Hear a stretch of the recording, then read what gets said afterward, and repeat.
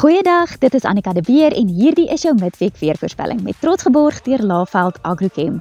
Die donker wolke het oor die weste van ons land begin inrol en dit as gevolg van 'n groot koue front wat hierdie week ons land gaan afkoel. Kom ons kyk na die weervoorspelling net na hierdie.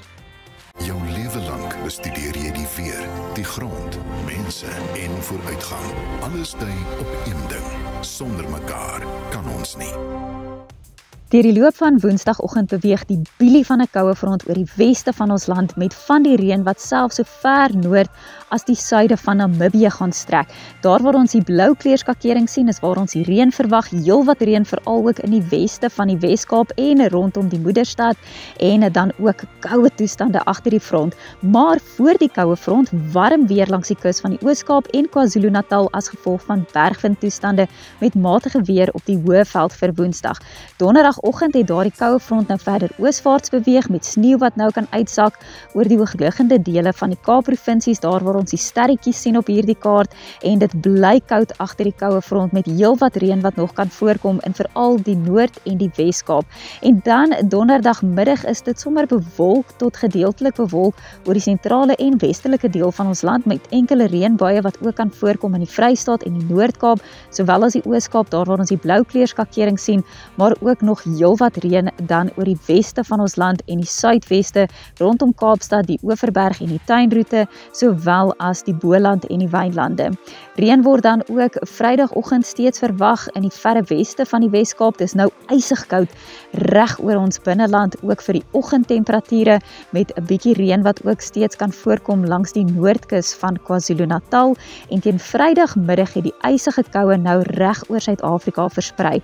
Dit gaan meestal sonnig en droog wees, maar heel wat kouer as vroeër die week reg oor ons land en nog steeds 'n kans vir reën in die suidweste rondom Kaapstad, nou as gevolg van 'n tweede, maar heel wat kleiner koue front. Dit bly ook ysig koud Vrydag in Namibië.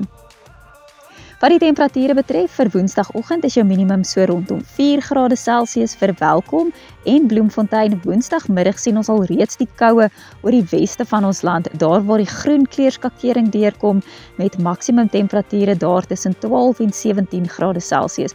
Dan vir Donderdagoggend is dit nou ook 'n bietjie kouer op die Hoëveld, maar 'n bietjie warmer rondom Bloemfontein en Kimberley. Dit is nou as gevolg van die bewolkte weer wat daarin beweeg. Maar Donderdagmiddag sien ons dat dit dan afkoel in die Vrystaat, Noordwes, reg oor die Noord-Kaap en die Wes-Kaap en dan ook oor die noordelike deel van die Oos-Kaap waar maksimum temperature onder 15 grade Celsius gaan wees vir die grootste deel.